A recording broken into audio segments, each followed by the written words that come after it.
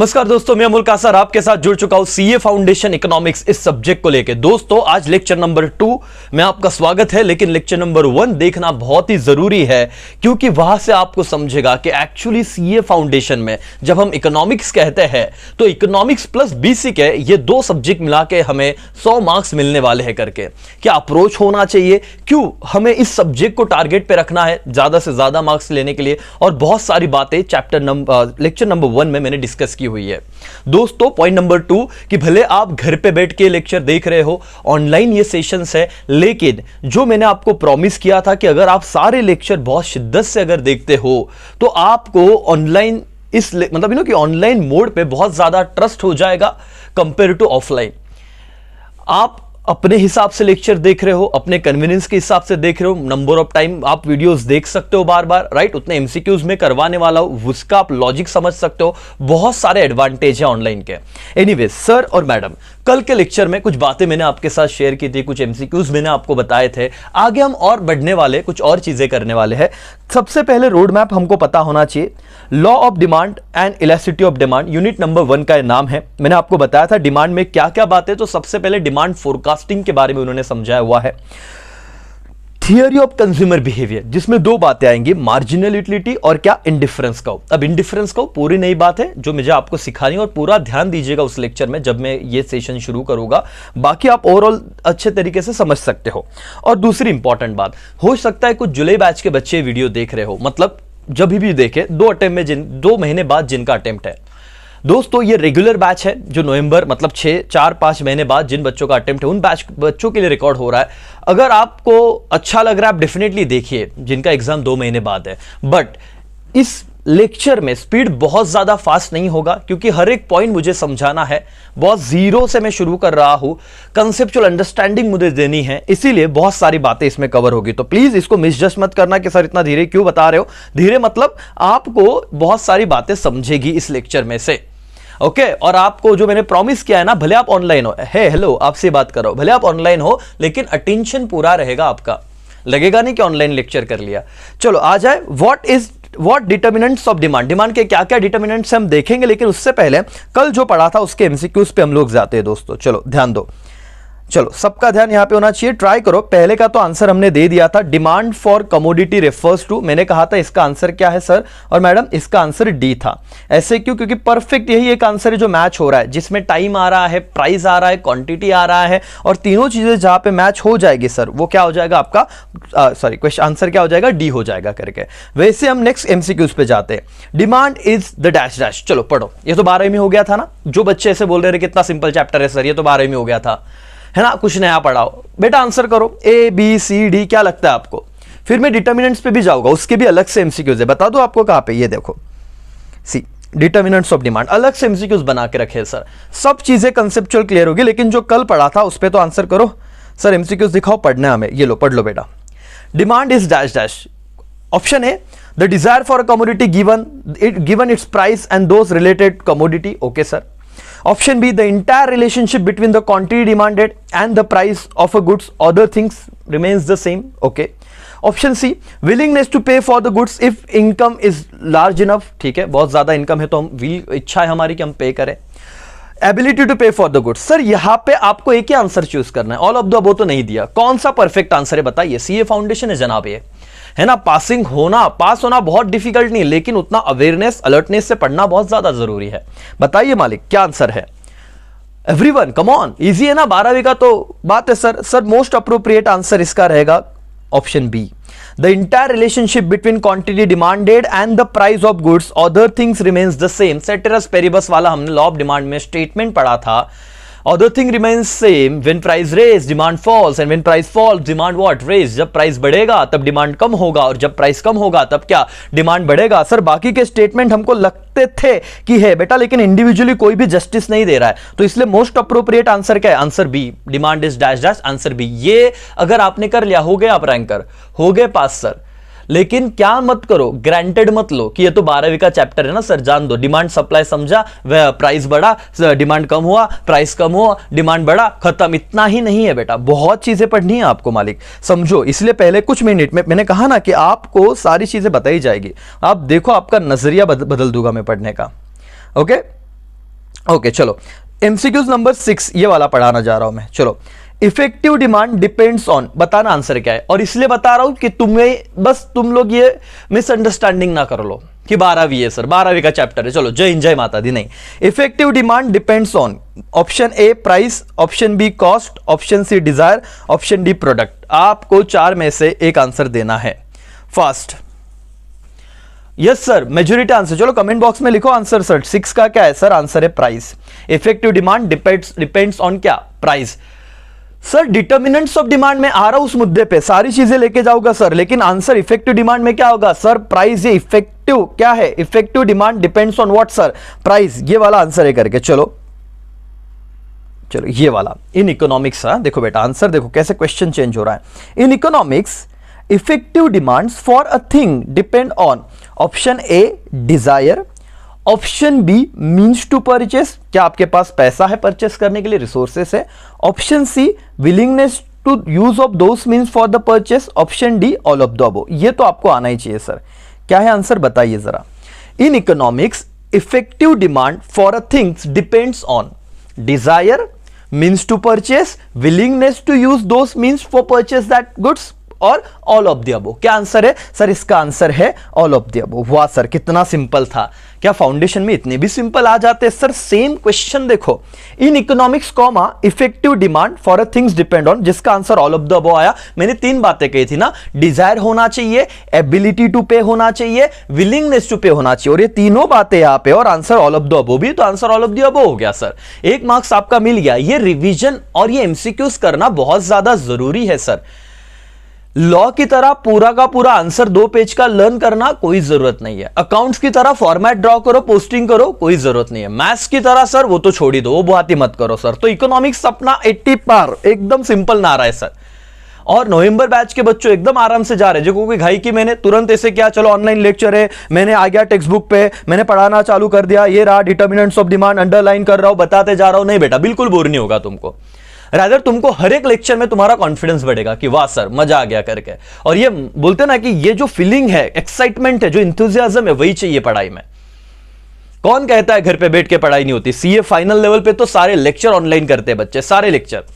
पूछ लेना आपने कोई भी सीनियर को जो फाइनल में होगा, बेटा कहां पे ऑफलाइन है, बोलेगा नहीं एकदम ही ना पेन ड्राइव घेतलेले आहे ह्या क्लासेस से। अभी से आदत डाल लो फाउंडेशन से, ठीक है? जिनको पॉसिबल है ठीक है, लेकिन अभी ऑप्शन ये है, बेस्ट है सर। इतनी धूप में कहां बाहर जा रहे हो, आराम से बैठ के पढ़ो, सारी चीजें मैं करवा के दे रहा हूं। ओके, तो बेटा ये समझा आपको। चलो मेरे को एक सिर्फ दिखाना था इन दोनों एमसीक्यूज में फर्क, आपने समझा क्या था? In economic effective demand for a things depend on, और ऊपर का क्या था? Effective demand depends on. देखो simple, effective demand depends on, और इन इकोनॉमिक्स क्वेश्चन भी चेंज हुआ, ऑप्शन भी चेंज हो गए हैं। फर्क समझ रहे हो? ये देखो ये वाला question, in effective demand depends on price, ठीक है? और देखो यहां पे क्या आया, दूसरा एमसीक्यू सर आएगा बहुत जल्दी, ठीक है? In economics effective demand for a things depend on all of the above. समझ रहा है बेटा? अब डिटर्मिनेंट्स पे जाते हैं। डिटर्मिनेंट्स में जाने से पहले हम, क्योंकि मैंने अज्यूम किया ना कि अपने को कुछ नहीं आ रहा है sir, what do you mean bye determinants, कि डिमांड कौन से चीजों से अफेक्ट हो सकती है। पहली बात तो price of the commodity, but obvious अगर ये पर्टिकुलर टैब सर ये 200 रुपए में मिल रहा है, 200 में, क्या कम प्राइस है, हर कोई अफोर्ड नहीं कर सकता? हाँ सर, तो डिमांड बढ़ जाएगी। लेकिन यही टैब 2 लाख में मिल रहा है, अब प्राइस बढ़ गया ना, अब डिमांड क्या हो जाएगी सर? इसकी कम हो जाएगी। तो price is one of the important factor है जिससे आप डिटरमाइन कर सकते हो कि डिमांड है क्या। प्राइस के अलावा भी बहुत सारे फैक्टर्स है, ऐसे नहीं कि सिर्फ प्राइस है। लेकिन लॉ को स्टडी करते हो हम क्या कहते हैं? Other things remain constant. जब हम ये स्टेटमेंट यूज करते थे ना बेटा, हेलो तुमको समझ रहेगा, please pay attention, other things remain constant, ये हम लॉ ऑफ डिमांड में पढ़ते थे कि नहीं? अच्छा उसका क्या मतलब होता था? डिस्कशन चल रहा है, पढ़ाई कुछ नहीं, फिर मैं डिटर्मिनेंट्स पे लेके जाऊंगा। पहले आपको बता तो दूं जो 12वीं में पढ़ा था वो क्या था। जब आप लॉ ऑफ डिमांड लिखते थे इंट्रोडक्शन, तो आप क्या लिखते थे इंट्रोडक्शन और स्टेटमेंट में? कि other things remain constant when price of demand falls, ठीक है? Price falls, demand rise, and when price rise, demand falls. But other things remain मतलब अदर थिंग्स रिमेन सेम मतलब सर कि प्राइस को छोड़ के भी डिमांड को अफेक्ट करने वाले बहुत सारे फैक्टर्स है, डिटर्मिनेंट्स है। हम अज्यूम कर रहे हैं कि जब हम लॉ पढ़ेंगे तो हमारा सिर्फ और सिर्फ कंसंट्रेशन रहेगा प्राइस पे और डिमांड पे। इन दोनों के रिलेशनशिप को देखना है। और बताइए प्राइस और डिमांड का रिलेशनशिप क्या है मालिक? Everyone come on fast, direct की inverse? Answer is inverse sir, क्योंकि अपोजिट में जा रहे, प्राइस ऊपर डिमांड नीचे, प्राइस नीचे डिमांड ऊपर। यस और नो? अब डिटर्मिनेंट्स हम पढ़ते हैं मॉड्यूल में से, हर एक चीज में पढ़ा होगा, आपको बताओगा, ताकि आपका कॉन्फिडेंस बढ़े, आपको समझे कि सर हाँ जो भी कर रहे हैं हम परफेक्ट कर रहे हैं करके। Knowledge of the determinants of demand for a product and nature of relationship between demand and it determinants are essential for the business firm for estimating market demand for इस प्रोडक्ट। उन्होंने कहा है sir, MCQs नहीं आएगा, उन्होंने ये समझाया है कि नॉलेज होना बहुत जरूरी है। किन दो चीजों के बीच में नॉलेज होना बहुत जरूरी है? कि आपको पता होना चाहिए कि डिमांड के डिटर्मिनेंट्स कितने हैं, और आपको उन दोनों का नेचर और रिलेशनशिप पता होना चाहिए। Relationship between what? Demand and its determinant. Why sir? Because आपको बिजनेस चलाना है, मार्केट में अच्छे से ग्रो करना है, that's why it is very essential to know about the determinants of demand, relationship between determinants of demand and demand. ठीक है बेटा, एवरीबॉडी? यस, चलो आगे जाते हैं।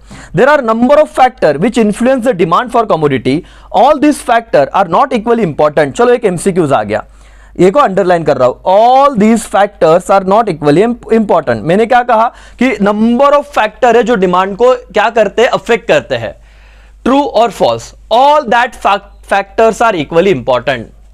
ओए हीरो मैडम, यहां पे attention, knock knock, please pay attention. किधर ध्यान है? एक मार्क्स चला जाएगा, सीए फाउंडेशन कर रहे हो तुम। मैंने क्या कहा? क्या आपको ये इस चीज को मानते हो क्या कि डिमांड को बहुत सारे फैक्टर इंफ्लुएंस करते हैं? Yes, and the all factors are equally important. True or false? Answer is false. Why sir? See, all these factors are not equally important. एकदम छोटा सा एमसीक्यू, सिले एमसीक्यूज निकाल लिया, आपका 1 मार्क्स मैंने छीन लिया सर, इसीलिए मॉड्यूल पढ़ना है। तो बहुत सारे फैक्टर है, लेकिन जरूरी नहीं कि हर फैक्टर उतना इंपॉर्टेंस है, मोर और लेस हो सकता है। Moreover some of this factor can not be easily measured, okay, and quantified. The importance factor that determine the demand are given below. तो बहुत सारे, लेकिन कुछ इंपॉर्टेंट फैक्टर को हमने नीचे दिया हुआ है, हर एक चीज को हम पढ़ेंगे और उसको समझने की कोशिश करेंगे। पहला फैक्टर है price of the commodity. But obvious सी बात है, सेटेरिस पेरिबस यहां पे एक वर्ड आएगा, उसको मैं आपको समझाता हूं सर। पहला फैक्टर क्या है? Price of the commodity. आराम से देखना सर, हम लोगों को क्वांटिटी नहीं चाहिए, क्वालिटी पढ़ना है मालिक, शांति से पढ़ो। सर एका तासात पूर्ण चैप्टर करून देता का? यस बेटा, कर देता ना। तेरा मैराथन बैच चल रहा है क्या? नहीं, मैराथन बैच में तो मॉड्यूल होगा भी नहीं, काट काट काट काट, इंपॉर्टेंट पॉइंट डन। एमसीक्यूज करेंगे ना, हम भी करेंगे, पूरी दुनिया कर रही, हम करेंगे, लेकिन अपना बच्चा पहले मॉड्यूल से। सर हमारी भगवत गीता है मॉड्यूल, है ना, हमारा कुरान है, हमारा बाइबल है, इसमें से ही करेंगे, ध्यान देना। Price of the commodity, ceteris paribus, other things being equal, the demand for commodity is inversely related to its price. Sir क्या हो गया? पहला एमसीक्यूज आ गया, demand for commodity is dash dash to its price. Option A direct, option B inverse, option C both, option D none of the above. तो demand और price का कौन सा रिलेशनशिप है? इनवर्स रिलेशनशिप है। मतलब sir it implies that rise in the price of commodity bring about the fall in the quantity purchase and vice versa. Vice versa मतलब exact opposite. बहुत सारे बच्चों को ये पता होगा, लेकिन कुछ कुछ बच्चों को इस शब्द का मतलब ही नहीं समझता। सर क्या है इसका अर्थ? अपोजिट। व्हेन क्या कहा उन्होंने? व्हेन क्या था? देखो, अगर प्राइस बढ़ रहा है तो डिमांड क्या होगा? फॉल होगा। और वाइस वर्सा बोल दिया मतलब एग्जैक्ट अपोजिट, अगर प्राइस कम हो रहा है तो डिमांड क्या होगा? राइज होगा। खत्म हो गया। This happen because of the income and substitution effect. बेटा एमसीक्यूज आ गया 1 मार्क्स के लिए, कर ले अंडरलाइन। ढूंढ के भी नहीं मिलेगा, कोई बताएगा नहीं तुमको, वापस एक बार बता रहा हूं। एमसीक्यूज आ गया है alertness, pay attention, alarm, sir alarm बजना चाहिए, तुम्हारा दिमाग अवेयर होना चाहिए। 12वीं में था, सिंपल था, तुमको पता था। क्या नया सीखा सर? कुछ नहीं, एक पॉइंट नया था। This happen, what happen? When price raise, demand falls, and when price falls, demand raise. It is called inverse relationship. सवाल यह है ऐसा क्यों होता है? जवाब यह है this happen because of income and substitution effect। आएगा एक MCQs और वहां पे one of the option ये रहेगा, income and substitution effect। तब तुम लोग बोलोगे अरे ये तो क्या पढ़ा, किधर आज नहीं भाई, ये क्या विषय? अरे पहले मॉड्यूल में से पढ़ा, 100 में से 100 मार्क्स भी आएंगे, लेकिन क्या तुम उतने शिद्दत से पढ़ रहे हो क्या? ये इंपॉर्टेंट है। आधे बच्चे तो इधर तक जाते ही नहीं लास्ट तक, बोले कितना फालतू पॉइंट है। प्राइस ऑफ द क्वांटिटी क्या लिखा है? सेटेरिस पेरिबस, मतलब क्या? सेटेरिस पेरिबस मतलब other things remains the same. फिर क्या बोला है? When price rise demand fall vice versa. छोड़ दो, चलो आगे। अरे बेटा रुक ना, ये जहां पे इंस्टीट्यूट बहुत शानी है, लास्ट पे वो पॉइंट रखती है जहां पे तुम गिव अप करते हैं। बताओ मुझे why this happen? Sir what happen? Inverse relationship क्यों होता है? प्राइस बढ़ा डिमांड कम, प्राइस कम हुआ डिमांड ज्यादा, ऐसा क्यों होता है? तुम बोलोगे हमको क्या पता sir. Because of income and substitution effect. बोलो because of what? Income and substitution effect. मालिक everybody come on, because why sir? Income and what? Substitution effect. That's why price of the commodity ceteris paribus में ये सारी चीजें होती है। ठीक है सर, पहला डिटर्मिनेंट्स डन क्या? हाँ सर, इनकम और सब्स्टिट्यूशन इफेक्ट का समझा क्या मतलब? हाँ सर, इसकी वजह से क्या होता है? वो सेटेरिस पेरिबस वाला।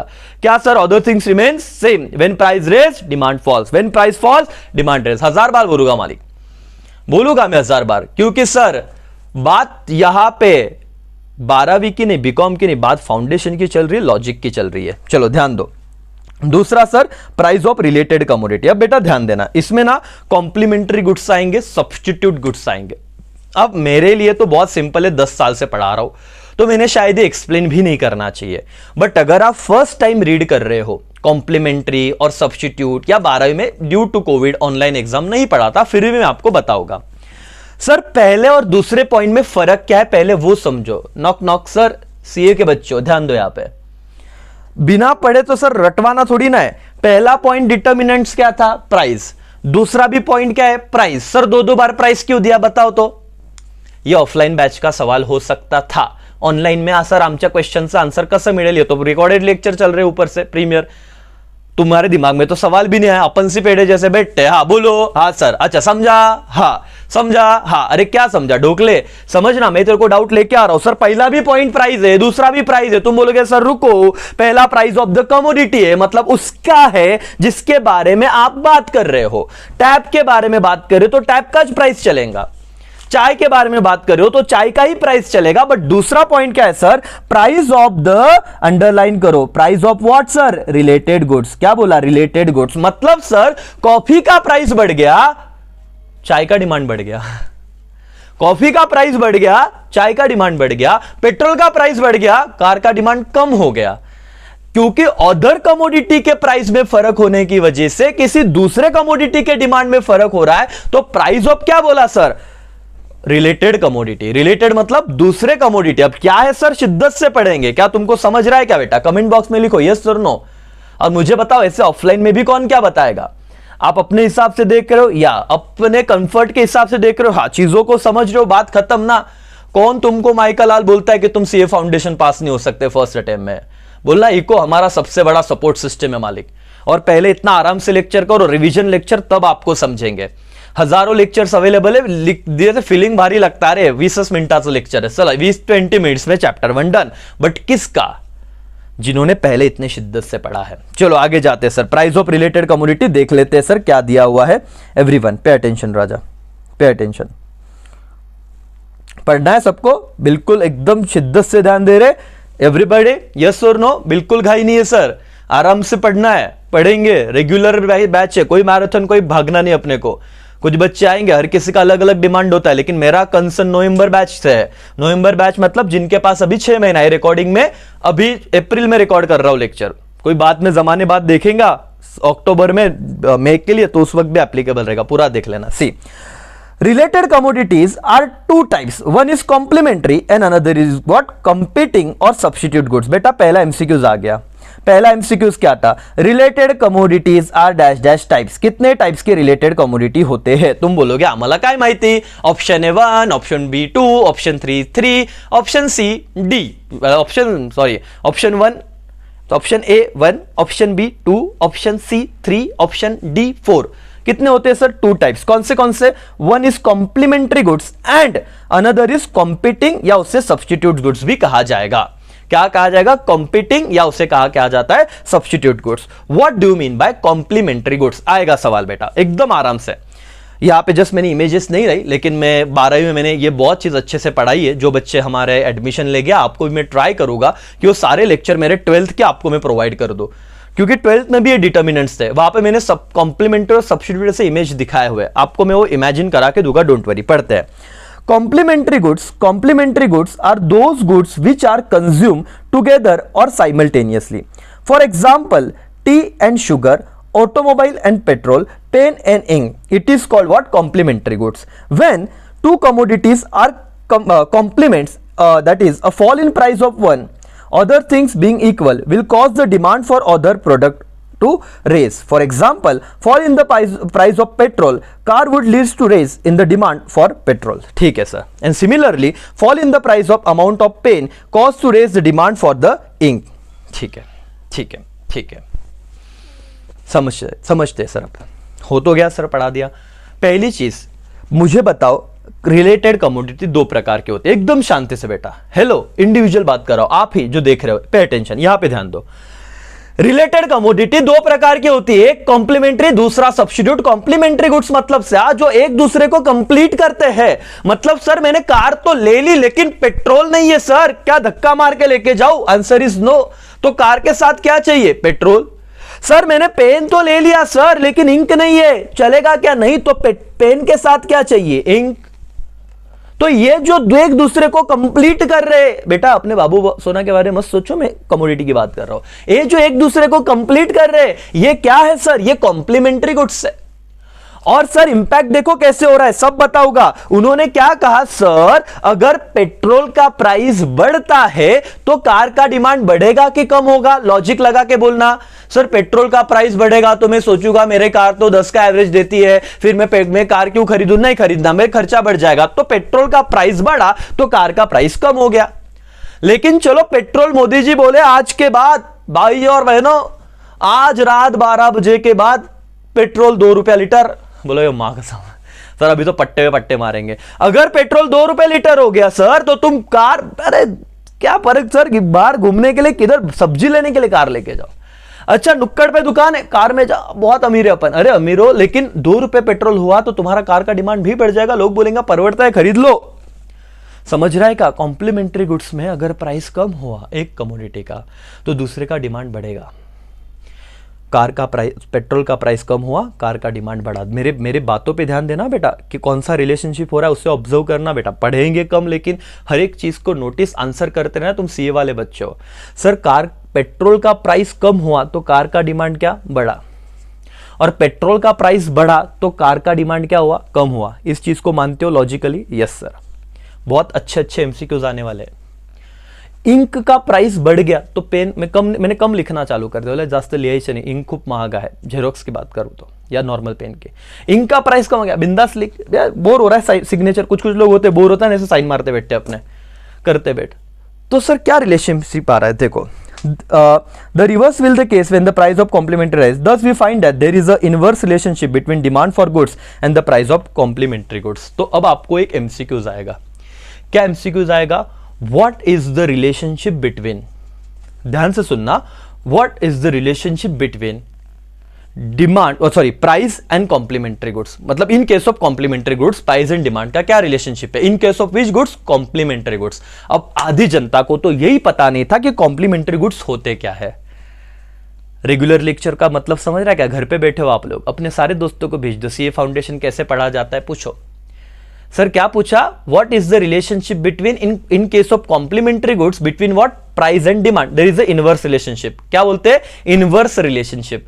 तो सब्स्टिट्यूट में हो सकता है ना अलग है, यहां पे तो तुक्का मारा तो आंसर सही आ गया, क्योंकि कुछ ढोकलों को तो यह भी नहीं पता था कि क्वेश्चन ही अलग है. 2 क्वेश्चन हो गए. नॉक नॉक मालिक पे अटेंशन. 2 क्वेश्चन हो गए. पहला, what is the relationship between price and what? Demand. Inverse.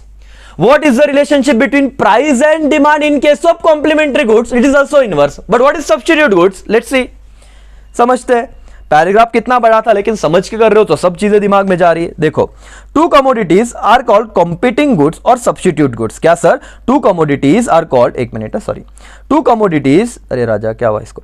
2 commodities are called competing goods or substitute when they are satisfy the same want and can be used with ease in place of one another. For example, tea and coffee, ink pen and ball pen are substitute for each other and can be used in place of any other one another easily. तो substitute का मतलब तो समझ गया, 12 में भी था, कोई बड़ी बात नहीं. लेकिन अगर लेक्चर ध्यान से देखोगे तो आपको समझेगा कि लेक्चर पूरा देखना बहुत जरूरी है. आगे क्या पता एक मार्क्स, देखो इस केस में भी लास्ट में एमसीक्यूज पूछ लिया था, ये लाइन पे एमसीक्यूज आ गया था. Relationship between what? In case of complementary goods price and demand में क्या रिलेशनशिप होता है? इनवर्स. आ गया था ना लास्ट में, पूरा देखिए. सब्स्टिट्यूट का मतलब तो समझ गया.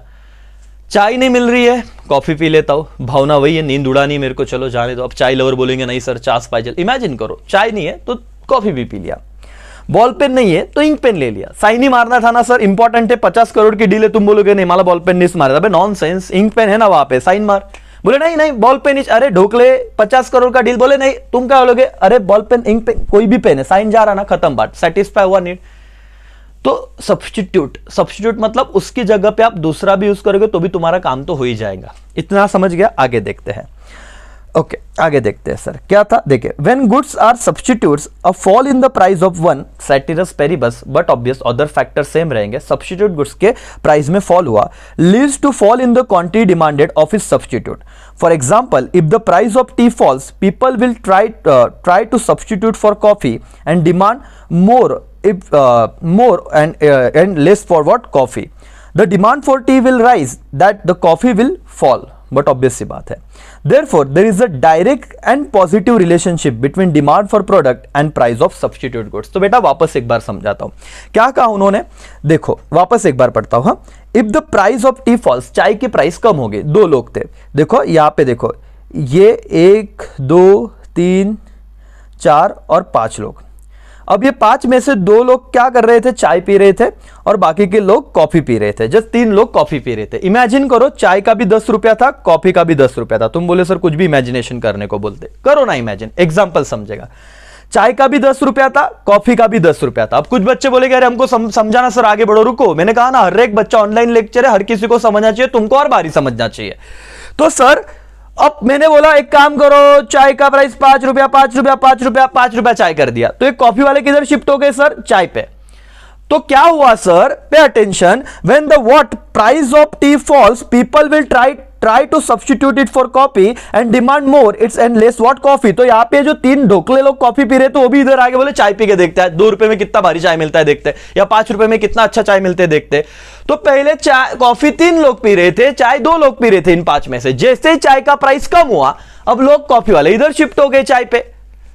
समझ रहा है क्या, यस और नो? तो चाय का प्राइस कम हुआ, चाय का डिमांड बढ़ गया। अरे बाप रे sir, and the demand for tea will rise and the coffee will fall, but obvious therefore there is a direct and positive relationship between demand for product and price of its substitute. बेटा MCQs ये था, अब ध्यान से सुनो और अपने सारे दोस्तों को मेरे लेक्चर के बाद ये सवाल पूछना जिन्होंने सो कॉल्ड बड़े बड़े क्लासेस लगाए हुए हैं, हजारों लाखों रुपए फीस दी हुई है, सिर्फ लूटने का धंधा चालू है सर, बाकी कुछ नहीं।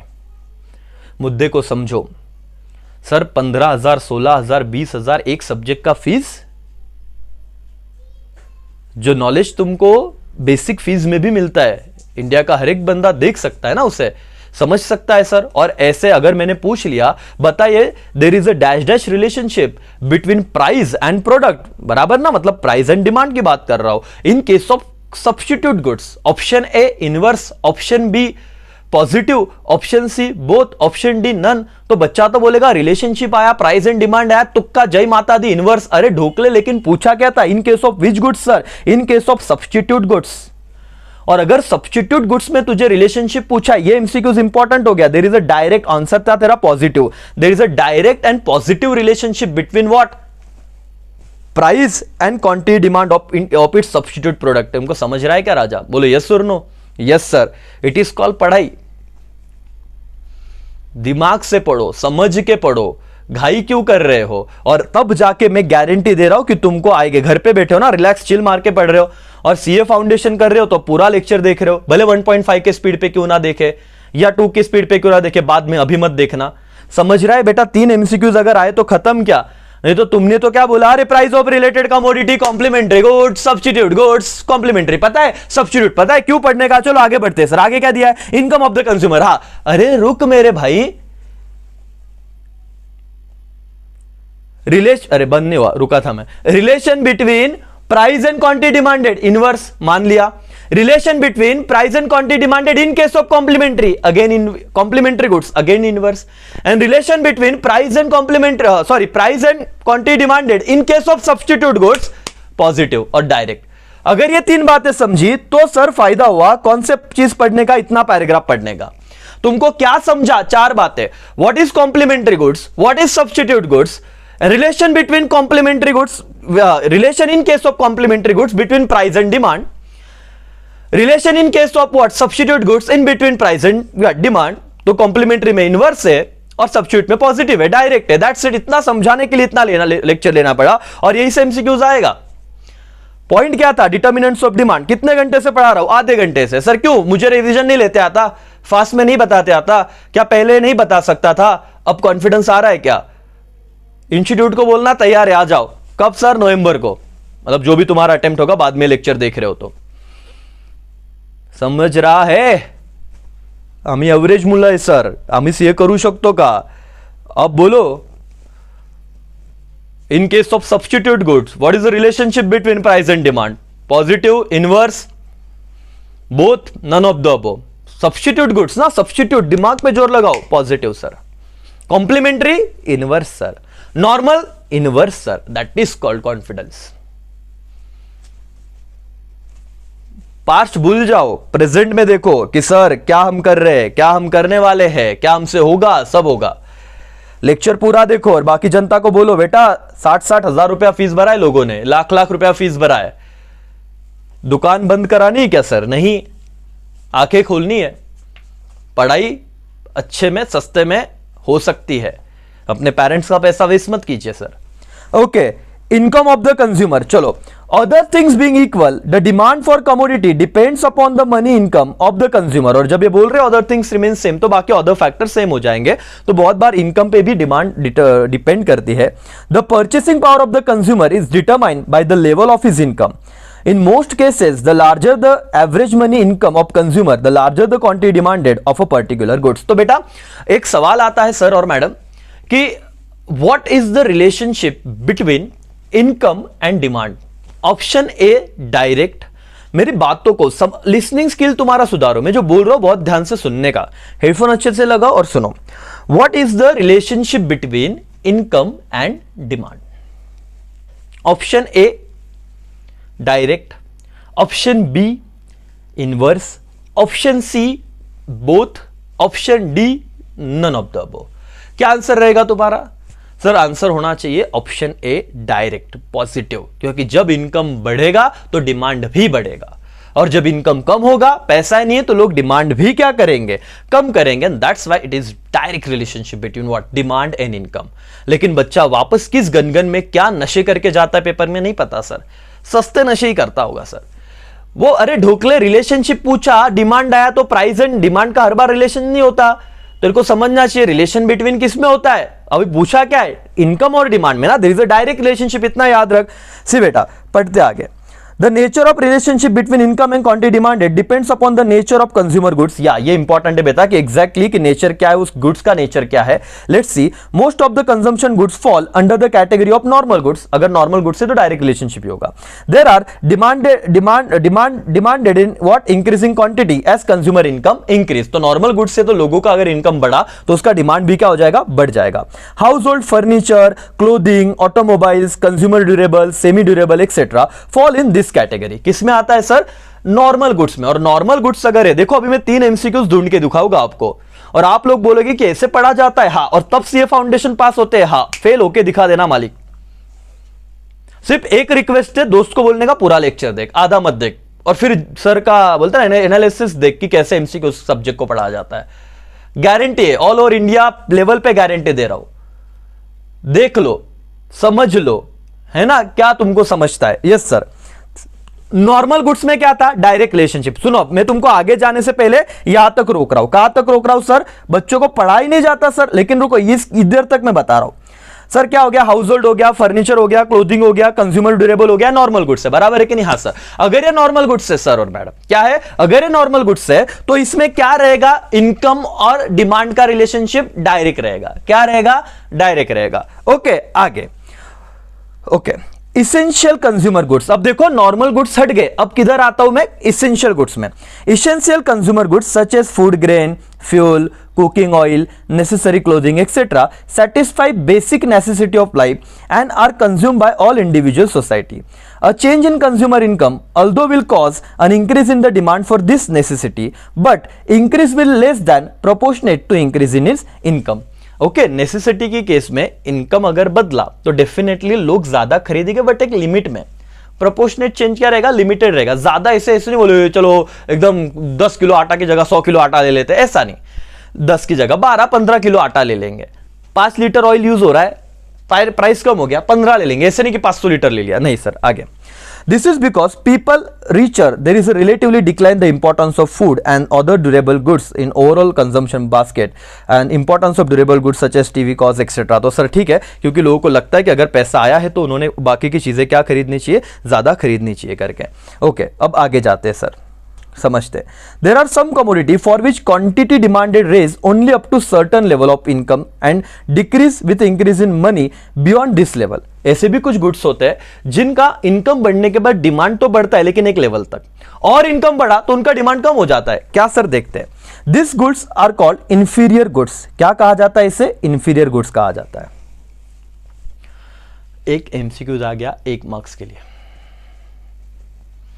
जगह हो क्या, लेक्चर देख रहे हो क्या, 1 मार्क्स चाहिए क्या सीए फाउंडेशन में, इतना तो मेहनत लेना पड़ेगा। पहले सवाल का आंसर देना।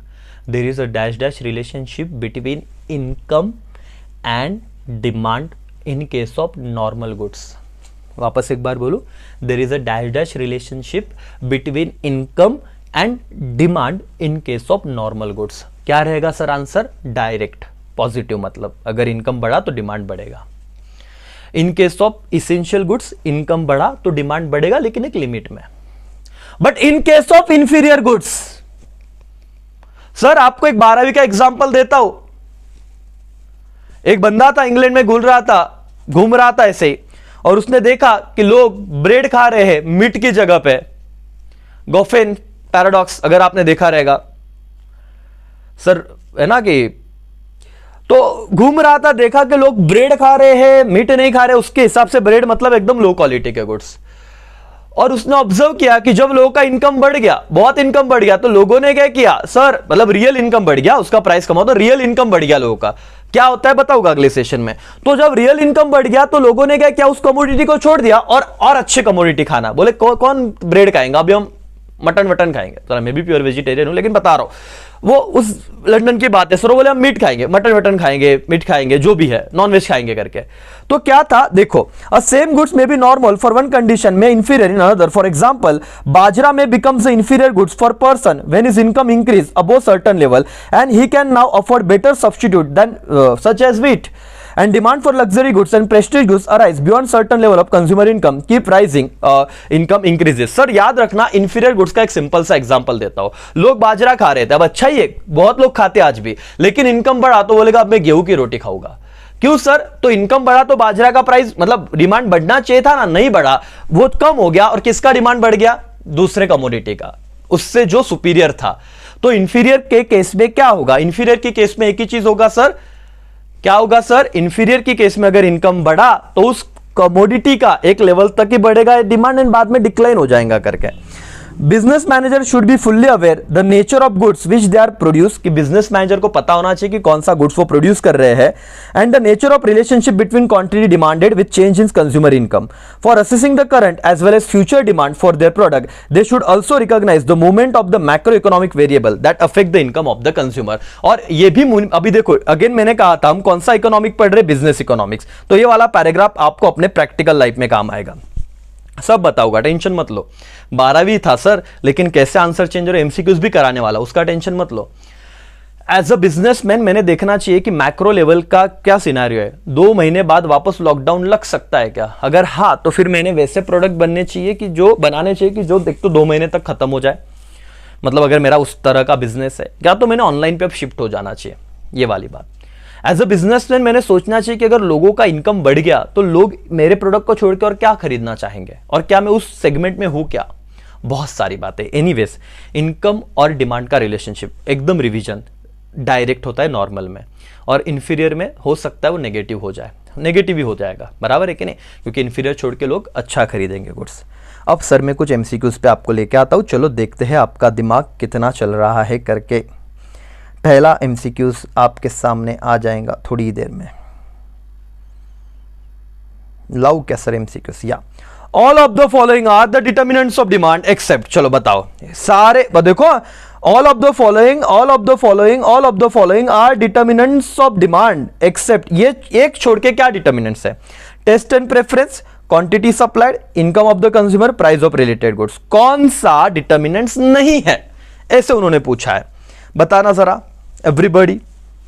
सर आंसर सब बताएंगे सर, आंसर बी है ना सर। हमने देखा टेस्ट एंड प्रेफरेंस भी था, हमने देखा इनकम ऑफ द कंज्यूमर भी था, प्राइस ऑफ रिलेटेड गुड्स तो पढ़ा है, तो क्या नहीं है, क्वांटिटी सप्लाइड नहीं है डिटर्मिनेंट्स में, मोर इंपॉर्टेंट में। तो सर आंसर बी आपका था और आपको 1 मार्क्स मिल गया। लेकिन कुछ बच्चों को तो क्वेश्चन भी नहीं पढ़ते आता, वो बोलता है sir all of the following are determinants. तो हाँ बराबर बोला, लेकिन एक्सेप्ट मतलब ढोकले पूछा है कि विच of the following is not. भले उन्हें रिश्ता वही सोचने वाली बात है। मालिक समझ रहा है क्या, बोलो हाँ या ना। अरे फाउंडेशन तुम पास हो सारे बच्चे। विच of the following will affect the demand for non durable goods. कौन सी चीजें नॉन ड्यूरेबल गुड्स की डिमांड को अफेक्ट करती है। अब नॉन ड्यूरेबल मतलब क्या सर, ड्यूरेबल गुड्स मतलब वो जिनका लाइफ बहुत ज्यादा है, फर्नीचर हो गया, ये टैब हो गया, ड्यूरेबल गुड्स है। नॉन ड्यूरेबल मतलब पेरिशेबल, जिनका लाइफ ज्यादा नहीं हो, कभी भी क्या हो सकता है, खराब हो सकते हैं, खत्म हो सकते हैं। बताओ कौन सा फैक्टर उसे अफेक्ट करेगा, डिस्पोजेबल इनकम, प्राइस, डेमोग्राफी या ऑल ऑफ द अबो। क्या है सर 9 का आंसर बताइए।